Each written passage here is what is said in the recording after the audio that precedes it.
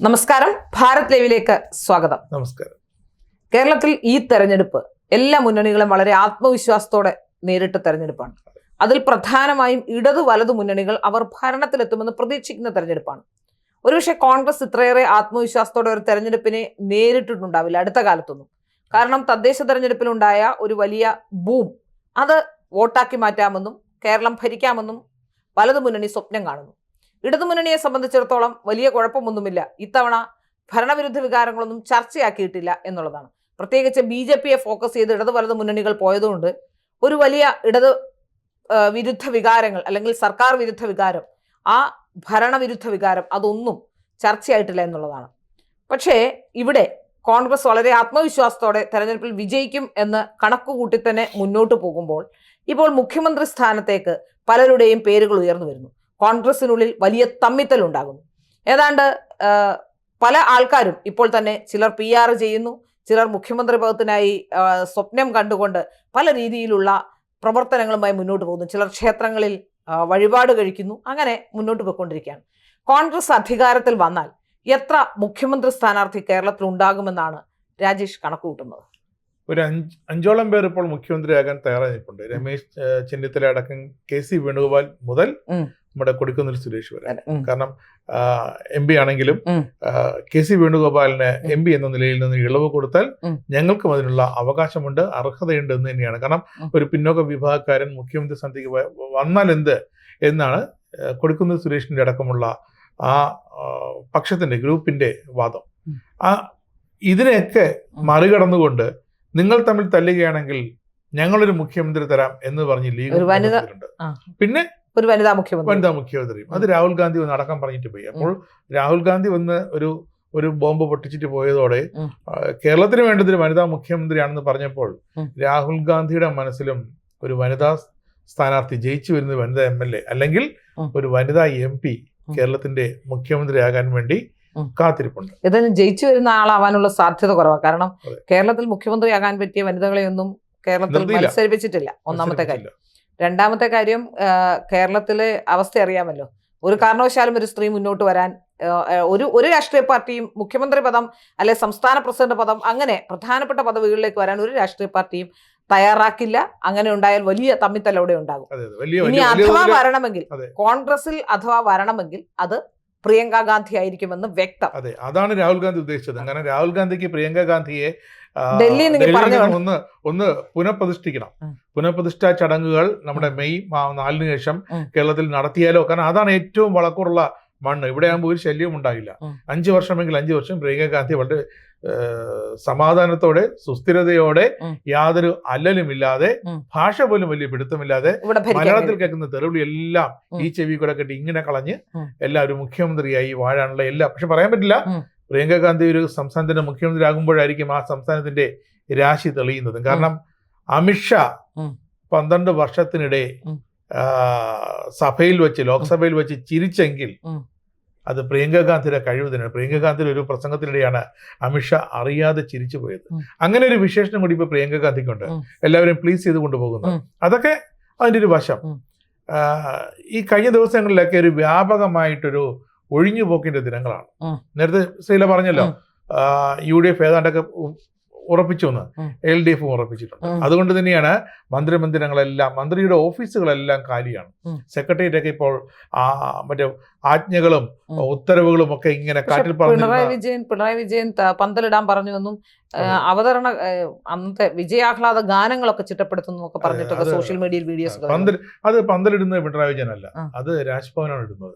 അതിന്റെ ചെലവും വഹിക്കുന്നത് രാജ്ഭവനാണ്. അതായത് ഭരണഘടനാപരമായി നമ്മുടെ സംസ്ഥാനത്തിന്റെ ഗവർണറുടെ ഉത്തരവാദിത്തമാണ് ആ വരുന്ന മന്ത്രിസഭയ്ക്ക് രാജ്ഭവനുള്ളിൽ വെച്ച് സത്യവാചകം ചൊല്ലുന്നത്. അതല്ലെങ്കിൽ മാത്രമേ കഴിഞ്ഞ തവണത്തെ പോലെ നമ്മുടെ മറ്റേതെങ്കിലും സ്റ്റേഡിയത്തിലേക്ക് സത്യപ്രതിജ്ഞ മാറ്റുകയുള്ളൂ. എല്ലാ മന്ത്രിമാരും സ്റ്റാഫിനെയൊക്കെ ഒഴിച്ചു വിട്ടു. ഡെപ്യൂട്ടേഷൻ വന്നവരെല്ലാം മാതൃസ്ഥാപനങ്ങളിലേക്ക് തിരിച്ചുപോയി. അപ്പോൾ ഈ മാസം അവസാനത്തോടെ മൊത്തം ഒഴിയുകയാണ്. മന്ത്രിമാരൊന്നും ഓഫീസുകളിൽ വരുന്നില്ല. അപ്പോൾ അതിന്റെ അർത്ഥം അവരുകൊണ്ട് മനസ്സുകൊണ്ട് ഏതാണ്ടൊക്കെ തയ്യാറെടുത്ത് കഴിഞ്ഞു ഒരു ഭരണം മാറുകയാണ്. ഇനി പാർട്ടി പറയുന്നത് പോലെ അല്ലെങ്കിൽ വിധി പോലെ മുന്നോട്ട് പോകാമെന്നത്. ഒന്ന് പ്രതിപക്ഷത്തിരിക്കാം, അല്ലെങ്കിൽ തോറ്റാൽ വീട്ടിൽ പോയിരിക്കാം. അപ്പം നമ്മൾ പറഞ്ഞു വന്നത് കോൺഗ്രസിന്റെ സ്ഥാനാർത്ഥികൾ. പക്ഷെ കോൺഗ്രസിൽ ഭയങ്കര പ്രശ്നങ്ങൾ ഉണ്ടായിക്കൊണ്ടിരിക്കുകയാണ്. ഇപ്പൊ നമ്മൾ ഈ പ്രശ്നങ്ങൾ ഉണ്ടാകുമ്പോൾ മനസ്സിലാക്കേണ്ടത് ഒരു മുഖ്യമന്ത്രി പദത്തിലേക്ക് വരും എന്നൊരു അവസരം, ഒരു സാധ്യത, വിദൂര സാധ്യത കണ്ടുകൊണ്ട് ഇപ്പോ KC വേണുഗോപാലിനെ ആക്കണമെന്ന് പറഞ്ഞുകൊണ്ട് ഒരു വിഭാഗം. ഈ അടുത്ത കാലത്ത് എനിക്ക് തന്നെ ബാംഗ്ലൂരിൽ നിന്ന് ഒരു കോൾ വന്നു. അവരെന്നോട് ചോദിച്ചത് ഒരു 5 ചാനലിൽ KC വേണുഗോപാലിന് വേണ്ടി വാർത്ത ചെയ്യാൻ എത്ര രൂപയാകും? PR ചെയ്യാൻ വേണ്ടിയാണ്. അതായത് മുഖ്യമന്ത്രി പദത്തിലേക്ക് KC വേണുഗോപാൽ വരണമെന്ന രീതിയിൽ PR. ഞാൻ പറഞ്ഞു എനിക്കറിയില്ല, എനിക്ക് ഇതുമായി ഒരു ബന്ധവുമില്ല, ഞാൻ PR ചെയ്യുന്ന ആളുമല്ല, ഞാൻ മാധ്യമ പ്രവർത്തകയാണ്, അതുകൊണ്ട് എനിക്ക് ഇതുമായി ഒരു ബന്ധവുമില്ലെന്ന് പറഞ്ഞ് ഞാൻ ഒഴിയായിരുന്നു. അപ്പൊ എന്നെ പരിചയമുള്ള ഒരാളാണ്, ആരോ അവിടെ KC വേണുഗോപാലിന് വേണ്ടി കർണാടകയിൽ നിന്ന് പണം ഇറക്കാൻ നിൽക്കുന്നു എന്നാണ് പറഞ്ഞത്. എന്തായാലും ഞാനത് പറഞ്ഞു ഒഴിഞ്ഞു. എന്നാൽ അതേസമയം ഇപ്പൊ കഴിഞ്ഞ ദിവസം നമ്മൾ കണ്ടതാണ് ഇന്ത്യൻ എക്സ്പ്രസിൽ ഒരു ഫുൾ ടൈം ചെന്നിത്തലയ്ക്ക് വേണ്ടി ഒരു ഫുൾ ടൈം പേജ് വാർത്ത വന്നത്. അതുമായി ബന്ധപ്പെട്ട് തിരുവനന്തപുരത്തെ ജില്ലാ സെക്രട്ടറിയോടാണ് തോന്നുന്നു ചോദ്യം വിശദീകരണമൊക്കെ തിരക്കിയിട്ടുണ്ട്. ചെന്നിത്തല നീരസം പ്രകടിപ്പിച്ചു എന്നാണ് പറയുന്നത്. KPCC അദ്ദേഹത്തിന് കാരണം കാണിക്കൽ നോട്ടീസ് കൊടുത്തു. കാരണം അത് തെറ്റായ കാര്യമെന്നാണ് അവർ പറയുന്നത്. കാരണം അങ്ങനെയാണെങ്കിൽ ആ നോട്ടീസ് കൊടുത്തവരെല്ലാം രമേശ് ചെന്നിത്തല മുഖ്യമന്ത്രിയാകുന്നതിന് എതിരാണ്. അപ്പോൾ ആരാകണം മുഖ്യമന്ത്രി എന്ന് KPCC തീരുമാനിച്ചിട്ടുണ്ടോ? VD സതീശൻ ഒരു കോണിലൂടെ PR അപ്പം VD Satheesan PR നടത്തിയിട്ടുണ്ടെങ്കിൽ VD Satheesan സ്വന്തം നിലയ്ക്കാണ് PR നടത്തിയത്. കാരണം പ്രതിപക്ഷ നേതാവാണ്, അദ്ദേഹത്തിന് പ്രത്യേക PR-ന്റെ ആവശ്യമില്ല. പിന്നെ അദ്ദേഹം PR ഏജൻസി വെച്ചിട്ടുണ്ടെങ്കിൽ മണ്ഡലത്തിൽ അദ്ദേഹം കേരളത്തിലെ എല്ലാ മണ്ഡലങ്ങളിലും സജീവമായിരുന്നു. അപ്പോൾ തന്റെ മണ്ഡലത്തിൽ പറവൂരിൽ സജീവമായി നിൽക്കാൻ കഴിഞ്ഞില്ലെങ്കിലും അവിടെ ഒരു PR ഏജൻസിയൊക്കെ വെച്ച് ചെയ്തുകൊണ്ടിരിക്കുകയാണ്, നടത്തുകയാണ്. അതാണ് നമ്മുടെ VD സതീശൻ. KC വേണുഗോപാൽ AICC-യുടെ ജനറൽ സെക്രട്ടറിയാണ്. നമ്മുടെ സത്യത്തിൽ തെരഞ്ഞെടുപ്പ് വരെ മത്സരിക്കുന്നില്ല, MP-മാരെ ആരെ മത്സരിപ്പിക്കേണ്ടെന്ന് തീരുമാനം വന്നു. അങ്ങനെയാണെങ്കിൽ സുധാകരനും ഈ കൂട്ടത്തിൽ പെടേണ്ട ഒരാളായിരുന്നു. അത് ഒരാളെ അവർ ഒഴിവാക്കി. യഥാർത്ഥത്തിൽ ഏറ്റവും യോഗ്യതയുള്ള സുധാകരനായിരുന്നു എന്ന് വിശ്വസിക്കുന്ന ഒരാളാണ് ഞാൻ. ഇവരിലെല്ലാം ഭേദം സുധാകരനായിരുന്നു. ഒരു മുഖ്യമന്ത്രിയാകാനുള്ള ഒരു, നമ്മൾ മുഖ്യമന്ത്രി എന്നൊക്കെ പറയുമ്പോൾ നമ്മൾ ചിന്തിക്കില്ലേ, ഇപ്പൊ പിണറായി വിജയനെ ചിന്തിക്കുന്ന പോലെ, അല്ലെങ്കിൽ ഇപ്പോ നരേന്ദ്രമോദിയെ പ്രധാനമന്ത്രിയാക്കണമെന്ന് ചിന്തിക്കുന്ന പോലെ ചിന്തിക്കുന്ന കഴിവുള്ള ഒരു നേതാവായിരുന്നു. അതുകൊണ്ടാണെന്ന് തോന്നുന്നു അങ്ങനെ ഒരു നീക്കം നടത്താതെ വീണ്ടും ഇപ്പോ KC വേണുഗോപാലിലേക്ക് വരുമ്പോ അത് വലിയ പ്രതിസന്ധി വീണ്ടും കോൺഗ്രസിൽ ഉണ്ടാക്കി. ഇതെല്ലാം കണ്ണൂരുകാരാണ്. KC Venugopalan Nambiar, K Sudhakaran കണ്ണൂരുകാരനാണ്. അത് ഇവരെല്ലാം കണ്ണൂരുകാരാണ്. അപ്പം അവർ കണ്ണൂരിന്റെ ആ ഒരു വീര്യത്തോടെ ആയിരിക്കും മുഖ്യമന്ത്രി പദത്തിലേക്ക് ഇപ്പോൾ മത്സരിക്കുക. KC വേണുഗോപാൽ നമ്മുടെ AICC-യുടെ ജനറൽ സെക്രട്ടറിയാണ്. രാജ്യത്തെ എല്ലാ ഇപ്പൊ കോൺഗ്രസ് ഭരണത്തിലിരിക്കുന്ന സംസ്ഥാനങ്ങളിലെ മുഖ്യമന്ത്രിമാരെ ഒക്കെ നിയന്ത്രിക്കുന്ന ഒരു വ്യക്തിയാണ് ഈ ജനറൽ സെക്രട്ടറി.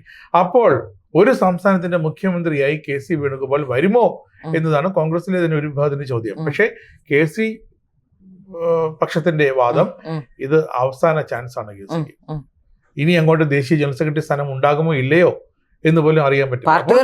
അതെ, പാർട്ടി തന്നെ ഉണ്ടോ എന്നറിയില്ല. അപ്പോൾ KCക്ക് ഇത് ഒരു സംസ്ഥാനത്തിന്റെ മുഖ്യമന്ത്രിയാകാൻ, മുമ്പ് ടൂറിസം മന്ത്രിയായിരുന്നല്ലോ, അപ്പോൾ KCക്ക് മുഖ്യമന്ത്രിയാകാൻ പറ്റിയ പണ്ടത്തെ പോലെ ഇപ്പൊ MP-മാരാവാനൊന്നും ആർക്കും താല്പര്യമില്ല. കാരണം ഒരു കാലത്തും കേന്ദ്രത്തിൽ അധികാരത്തിൽ വരില്ല എന്നും ഒരു കേന്ദ്രമന്ത്രിയാകില്ല എന്നും ഉറപ്പുള്ള സ്ഥിതിക്ക് ഒരു സംസ്ഥാന മന്ത്രിയെങ്കിലും ആകാം എന്ന തീരുമാനമാണ് ഇവരെയൊക്കെ മുഖ്യമന്ത്രിയായിട്ട് BJP സർക്കാർ പ്രധാനമന്ത്രി നരേന്ദ്രമോദിയുടെ നേതൃത്വത്തിൽ അവിടെ ഭരിച്ചുകൊണ്ടിരിക്കുകയാണ്.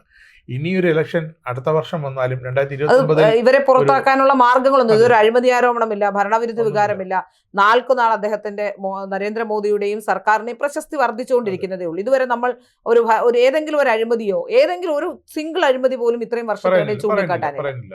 പിന്നെ ജനങ്ങൾ തീരുമാനിക്കണം BJP MP-മാരെ പാർലമെന്റിലേക്ക് അയക്കണോ വേണ്ടോ. ജനം അയക്കാതിരുന്നാൽ മാത്രമേ അവിടെ സെക്കൻഡ് ഓപ്ഷൻ മാത്രമാണ്. അപ്പോഴും സാധ്യത കുറവാണ്. അതെ, ഇപ്പൊ ഇന്ത്യ മുന്നണിയാണ്. ഇന്ത്യ മുന്നണിയിൽ തന്നെ ആരൊക്കെ അങ്ങോട്ടും ഇങ്ങോട്ടും ഇന്ത്യ ആയിക്കൊണ്ടിരിക്കുന്നുള്ളത് നമുക്ക് അറിയാം. നമ്മള് ഏറ്റവും വലിയ പ്രതീക്ഷയായിരുന്നു, ഒരു കാലത്ത് ഒരു വലിയ പ്രതീക്ഷയായിരുന്നു ആം ആദ്മിയും കെജ്രിവാളും. ഇപ്പോ കെജ്രിവാളിന് എക്സിസ്റ്റൻസ് തന്നെ നഷ്ടപ്പെടുന്ന രീതിയിലാണ്. കെജ്രിവാളിന്റെ അവസ്ഥ എന്താവും അറിയില്ല. പാർട്ടി പിരിച്ചുവിടേണ്ടി വരുന്ന ഒരു അവസ്ഥയിലേക്ക് കാര്യങ്ങൾ. കെജ്രിവാൾ പഞ്ചാബിൽ ചെന്ന് MLA-മാരെ കാണുമെന്നാണ് പ്രസ്താവന. ഡൽഹിയിൽ നിന്ന് പഞ്ചാബിലേക്ക് വലിയ ദൂരമൊന്നുമില്ല, പക്ഷെ കെജ്രിവാൾ ചെന്ന് കാണും. അതിന് കെജ്രിവാൾ എല്ലാം കഴിഞ്ഞിട്ടായിരിക്കും പോകുന്നത്. കാരണം ചർച്ചകളെല്ലാം കഴിഞ്ഞു. കാരണം ഉറപ്പായി അവിടുത്തെ ആപ്പിന്റെ ഒരു 60ഓളം MLA-മാരെങ്കിലും കൂറുമാറാതെ ആപ്പ് നേരെ BJP സഖ്യകക്ഷിമാറാൻ ഏതാണ്ടൊക്കെ വരും ദിവസങ്ങളിൽ സാധ്യതയുണ്ട്. അപ്പോൾ അത് കെജ്രിവാളിന്റെ കാര്യം. അതുപോലെ തന്നെയാണ് ഇന്ത്യ മുന്നണി. അവിടെ തമിഴ്നാട്ടിൽ ഈ MK സ്റ്റാലിനൊക്കെ വലിയ തത്വം പറഞ്ഞല്ലേ, എവിടെ തമിഴ്നാട്ടിൽ ഇന്ത്യ മുന്നണി ഈ നിയമസഭാ തെരഞ്ഞെടുപ്പിൽ ഇന്ത്യ മുന്നണി അല്ലല്ലോ മത്സരിച്ചത്, ഒരു പ്രോഗ്രസീവ് അലയൻസുമായിട്ട് ബന്ധപ്പെട്ടല്ലേ, ആ അലയൻസുമായിട്ടാണല്ലോ അവർ മത്സരിച്ചത് തമിഴ്നാട്ടിൽ. അവിടെ വിജയിയാണ് പ്രധാന എതിരാളി എന്നും പറയുന്നു തമിഴ്നാട്ടിൽ. അപ്പോൾ പ്രസക്തിയില്ലാത്ത ഇന്ത്യ മുന്നണിയുമായി മുന്നോട്ട് പോയാൽ ആ മുന്നണിയെ വിശ്വസിച്ച് എങ്ങനെ MP-മാർ ഇനി ലോക്സഭയിലേക്കും രാജ്യസഭയിലേക്കും പോകുമെന്നാണ് ചോദ്യം. അഥവാ പോയാലും മാന്യമായിട്ടൊരു MP സ്ഥാനം മുന്നോട്ട് കൊണ്ടുപോകണമെങ്കിൽ BJP പാളയത്തിലേക്ക് പോയേ പറ്റൂ. കാരണം AAP-യുടെ 7 MP-മാർ ചെയ്തത് ആ ഒരു നല്ല ഡിസിഷൻ ആയിരുന്നു. അപ്പോൾ ഇവിടെ ഇപ്പം അടുത്തത് രമേശ് ചെന്നിത്തലയുടെ ഒരു പ്രസ്താവനയൊക്കെ നമ്മുടെ പത്രങ്ങളിൽ ഒരു ഇന്ത്യൻ എക്സ്പ്രസ് പത്രത്തിൽ ഒരു ഇംഗ്ലീഷ് ആർട്ടിക്കിൾ വന്നു. അത് എഡിറ്റോറിയലാണ്, പരസ്യ ആർട്ടിക്കിളാണ്. പക്ഷേ അദ്ദേഹം അതിൽ നീരസം പ്രകടിപ്പിച്ചു. കാരണം ഇതൊക്കെ ഇപ്പോൾ വേണമായിരുന്നു എന്നാണ് പുള്ളി ചോദിച്ചതെന്ന് പറയുന്നു. അത് രമേശ് ചെന്നിത്തലയ്ക്കും താല്പര്യമുണ്ട്. കാരണം അദ്ദേഹം ഇടയ്ക്ക് പൊട്ടിത്തെറിച്ചല്ലോ, എന്നെ കെട്ടിയിറക്കിയൊന്നുമല്ല, ഞാൻ കൊച്ചുനാൾ തൊട്ടേ പാർലമെന്റിലും നിയമസഭയിലും ഒക്കെ അംഗമായി ഇരുന്ന് കയറി വന്ന ആള് തന്നെയാണെന്ന് പറയുന്നു. അപ്പോൾ ആരായാലും അവരുടെ യുദ്ധം VD സതീശനുമായിട്ടാണ്. മാത്രമല്ല ഇപ്പോ കണ്ടില്ലേ മുഖ്യമന്ത്രി സ്ഥാനത്തേക്ക് യോഗ്യൻ, അതായത് ഇവരെല്ലാം കൂടി തമ്മിത്തല്ലുവാണെങ്കിൽ നിങ്ങളെല്ലാം ചേർന്ന്, അതായത് ഒരു ന്യൂനപക്ഷ ഏകീകരണം ഉണ്ടായിട്ടുണ്ട് ഈ പ്രാവശ്യത്തെ തെരഞ്ഞെടുപ്പിൽ. അത് ഫലപ്രദമായി ഉപയോഗിക്കാനും ഇവരെ ഒന്ന് വെരട്ടി നിർത്താനുമാണെന്ന് തോന്നുന്നു കുഞ്ഞാലിക്കുട്ടിയെ മുഖ്യമന്ത്രിയാക്കണമെന്നൊരു വാദം കൂടി ഇപ്പൊ മുന്നോട്ട് വരുന്നുണ്ട്. അവർക്ക് കഴിഞ്ഞ തവണത്തെക്കാൾ MLA-മാരെ കിട്ടുകയാണെങ്കിൽ എന്തായിരിക്കും സംഭവിക്കുന്നത്? നേരത്തെ തന്നെ 5ാം മന്ത്രിസ്ഥാനം നേരത്തെ തന്നെ ചോദിച്ചിരുന്നതാണ്, നമുക്കറിയാവുന്ന കാര്യമാണ്. ഉപമുഖ്യമന്ത്രി സ്ഥാനം ചോദിച്ചിരുന്ന ഒരു കാലഘട്ടത്തിൽ. ഇപ്പോ മുഖ്യമന്ത്രി സ്ഥാനം തന്നെ വേണമെന്ന ആവശ്യമാണ് ഇപ്പോൾ ഇവർ മുന്നോട്ട് വെക്കുന്നത്. അങ്ങനെ വന്നാൽ സഭകൾ വെറുതെ ഇരിക്കില്ല. സഭകളെല്ലാം ഈ കഴിഞ്ഞ കുറെ ദിവസങ്ങളായി വെള്ളം കോരിക്കൊണ്ടിരുന്നതിനാണെന്ന് നമുക്ക് മനസ്സിലാവും. അതായത് കോൺഗ്രസ് അധികാരത്തിലേക്ക് വരാനുള്ള സാധ്യതയുണ്ട്, UDF അധികാരത്തിലേക്ക് വരാനുള്ള സാധ്യതയുണ്ടെന്ന് അറിഞ്ഞപ്പോൾ തന്നെ എല്ലാ പള്ളിയിലച്ചന്മാരും എല്ലാവരും ഇറങ്ങിക്കഴിഞ്ഞു. നമ്മൾ ഈ പറഞ്ഞ KC വേണുഗോപാലൻ നമ്പ്യാർ മുതൽ കൊടുക്കുന്നിൽ വരെ പറഞ്ഞതിൽ സഭയുടെ വക്താവ് എന്ന് പറയാൻ കൊടുക്കുന്നിൽ മാത്രമേ ഉള്ളൂ, ബാക്കി ആരും കൊടുക്കുന്നിലാണ്. കൊടുക്കുന്നിൽ സുരേഷ് എന്നാണ് പേര്. പക്ഷെ അദ്ദേഹം ക്രൈസ്തവ വിശ്വാസിയാണ് അല്ലേ?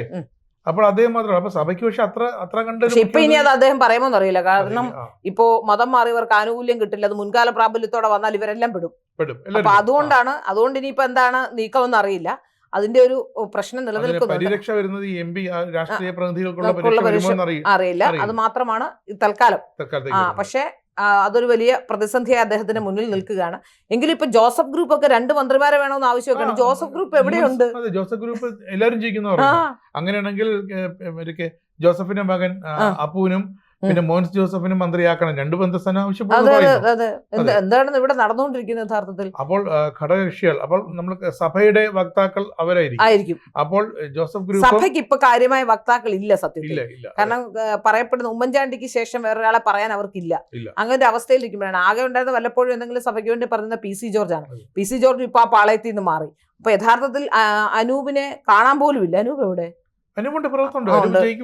പറയുന്നത്. പക്ഷെ അനുവിന്റെ ഒരു അനക്കമില്ല, പട്ടാളമായി അങ്ങനെ പോകുന്നു. അപ്പൊ അതുകൊണ്ട് തന്നെ ജോസ് കെ മാണി മറ്റു പാളയത്തിലായി പോയി. അപ്പൊ അതുകൊണ്ട് ഇപ്പൊ എന്താണ് സംഭവിക്കുക എന്നതിനെ സംബന്ധിച്ച് ക്രിസ്തീയ സഭകൾക്കും ആശങ്കയുണ്ട്. അവിടെ ഇടുക്കിയിൽ നമ്മുടെ റോഷി ഹോസിൻ തോൽക്കുമെന്ന് ഒരു ശ്രുതിയുണ്ട്. അങ്ങനെയാണെങ്കിൽ മാത്രമേ ഇവിടെ ജോസ് കെ മാണി തല പൊക്കുക. അതെ, അവിടെ തോറ്റിട്ട് വേണം ഇവിടെ അനങ്ങാൻ. അപ്പൊ അങ്ങനെ ഇരിക്കുകയാണ്. അപ്പൊ അതുകൊണ്ട് ഇപ്പൊ ഏതായാലും 5 മുഖ്യമന്ത്രിമാരുണ്ടാവും കോൺഗ്രസിന്.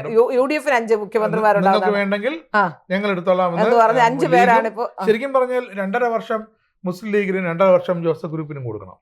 എന്നിട്ട് മറ്റ് പ്രധാനപ്പെട്ട വകുപ്പുകളെല്ലാം കോൺഗ്രസ് ഭരിക്കണം. അങ്ങനെ വരുമ്പോൾ പിന്നെ ഷിബു ബേബി ജോൺ ജയിച്ചു. അതെ, ഷിബുവിനെയും പരിഗണിക്കേണ്ടി. അപ്പോൾ ശരിക്കും 2.5 വർഷം ലീഗിന്, 2.5 വർഷം നമ്മുടെ ജോസഫ് ഗ്രൂപ്പിനും കൊടുത്തു കഴിഞ്ഞാൽ കേരളത്തിന്റെ കാര്യത്തിൽ ഒരു തീരുമാനമാകും. അങ്ങനെ വരുമ്പോൾ നമ്മുടെ BJP-യുടെ അത്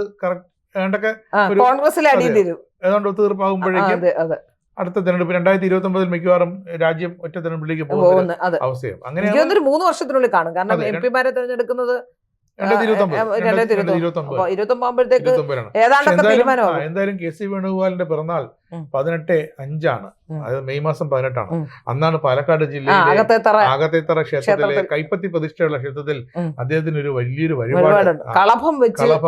അതെ, ഒരു കോൺഗ്രസ് സംസ്ഥാന നേതാവാണ് അത് ബുക്ക് ചെയ്തിരിക്കുന്നത്. എന്റെ പുറത്തു വന്നു. അതിലൊന്നും നമുക്കൊന്നും പറയാനില്ല. കാരണം അതെ, അമ്പലത്തിൽ പോകാൻ പാടില്ലെന്ന് കോൺഗ്രസിനോട് ആരും പറഞ്ഞിട്ടില്ല. അതെ, ഇപ്പൊ പറയുന്നത് ഇനിയിപ്പോ എന്തായിരിക്കും വേണുബാലകൃഷ്ണന്റെ അഭിപ്രായം എന്നറിയില്ല. വേണുബാലകൃഷ്ണൻ സ്ത്രീകൾ അമ്പലത്തിൽ പോകുന്നതിൽ വളരെ ആശങ്കാകുലനായ ഒരാളാണ്. അപ്പൊ അതുകൊണ്ട് ഇനിയിപ്പോ കെ.സി. വേണുഗോപാൽ ക്ഷേത്രത്തിൽ പോകുന്നതിനും ഈ ഉപദേശം വരുമായിരിക്കും. ഉപദേശം വരും. കാരണം എന്ത് ചെയ്യണം എന്നതിനെ സംബന്ധിച്ച് അവരെ കോൺഗ്രസിനെ ഉപദേശിക്കാനാണല്ലോ ബിഗ് ടി വി വന്നത്. അപ്പൊ അതെന്താണ് പറയുന്നത് അറിയില്ല. അവർ ഉപദേശിക്കും. അങ്ങനെ ഒരു ചാനൽ വന്നത് തന്നെ കോൺഗ്രസിന് വേണ്ടി തന്നെ ഉപദേശിക്കണം. പ്രത്യേകിച്ച് കെ.സി. വേണുഗോപാലാണ് അതിന്റെ ആള് എന്നാണ് പുറത്തറിയപ്പെടുന്നത്. അതുകൊണ്ട് തന്നെ കെ.സിയുടെ ചോരയും വിയർപ്പും നീരും ഒക്കെയാണ് ആ ഒരു പ്രസ്ഥാനം എന്ന് പറയുന്നത്. അപ്പം ശരിയാക്കാം, കാരണം അതൊക്കെ അദ്ദേഹത്തിന്റെ ബിസിനസ് താല്പര്യങ്ങൾ. പക്ഷെ അതുകൊണ്ട് ജനത്തിന് എന്തെങ്കിലും ഗുണം വേണ്ടേ? അത് വേണം. ഇതിപ്പോൾ വീട്ടിലിരിക്കുന്ന അമ്മമാരെല്ലാം അമ്പലത്തിൽ പോയിക്കൊണ്ട് അവരെല്ലാം കാണുന്നത് എന്തിനിങ്ങനെ പറഞ്ഞു എന്നുള്ളതാണ്. എന്നാൽ കടുത്ത നിരീശ്വരവാദിയാണോ? അല്ല. ശബരിമലയിലെ കൃത്യമായിട്ട് പോകാറുമുണ്ട്. അപ്പോൾ പിന്നെ എന്താണ് അവസ്ഥ എന്നുള്ളതാണ്. അതിനിടയ്ക്കാണ് ഈ തർക്കങ്ങൾ വരുന്നത്. അതിനിടയ്ക്ക് എന്തായാലും മെയ് 4 വോട്ടെണ്ണി കഴിയുമ്പോൾ അടുത്ത 5 മിനിറ്റിനുള്ളിൽ മുഖ്യമന്ത്രിയും മന്ത്രിമാരെയും പ്രഖ്യാപിക്കുമെന്നൊക്കെയാണ് നമ്മുടെ PC വിഷ്ണു അടക്കം നടക്കാനുള്ള സാധ്യതയില്ല യുവ തുർക്കികൾ പറയുന്നു. പക്ഷെ നടക്കാൻ സാധ്യത. ചർച്ചകൾ ഇനിയും UDF ചേരണം. പിന്നെ ഷാഫിയുണ്ട്. ഷാഫി പറമ്പിലുണ്ട്. ഷാഫിയുടെ ലക്ഷ്യം തന്നെ മുഖ്യമന്ത്രിയാവുക എന്നുള്ളതാണ്. ഏതെങ്കിലും കാലത്ത് പരിഗണിക്കപ്പെടേണ്ട ഒരാളാണ്. സമയമുണ്ട്, ചെറുപ്പക്കാരനല്ലേ, സമയമുണ്ട്. കോൺഗ്രസ് ഉണ്ടാവും അറിയില്ലല്ലോ. ഷാഫിക്ക് കേരളത്തിൽ കുറച്ചാൾ നിൽക്കും. മുസ്ലിം ലീഗ് ഉണ്ടാവുമല്ലോ, ലീഗ് ഉണ്ടാവുമല്ലോ. കോൺഗ്രസ് തകർന്നാലും ലീഗ് തകരാൻ സാധ്യത സമയമെടുക്കും. തകരില്ല, കാരണം അവര് തൽക്കാലം തകരില്ല. കാരണം സമുദായം ഒറ്റക്കെട്ടായി നിൽക്കും. ലീഗല്ല, ഒന്നുകിൽ സംസ്ഥയുടെ ആൾക്കാരായിരിക്കും, അല്ലെങ്കിൽ ലീഗിന്റെ തലപ്പത്തുള്ള PPN സലാം പോലുള്ള ആൾക്കാരായിരിക്കും. എന്തായാലും കുഞ്ഞാലിക്കുട്ടി സാഹിബും കാണോട്ടെ. മുഖ്യമന്ത്രിയാകാൻ എല്ലാവരും യോഗ്യരാണ്. കോൺഗ്രസിലുള്ള എല്ലാവരും മുഖ്യമന്ത്രിയാകാൻ യോഗ്യരാണ്. അതെ, എല്ലാവരും യോഗ്യരാണ്. അപ്പോൾ അതിൽ ആര് മുഖ്യമന്ത്രിയാകും, എത്ര കാലമാകുമെന്നാണ് കാത്തിരുന്നത്.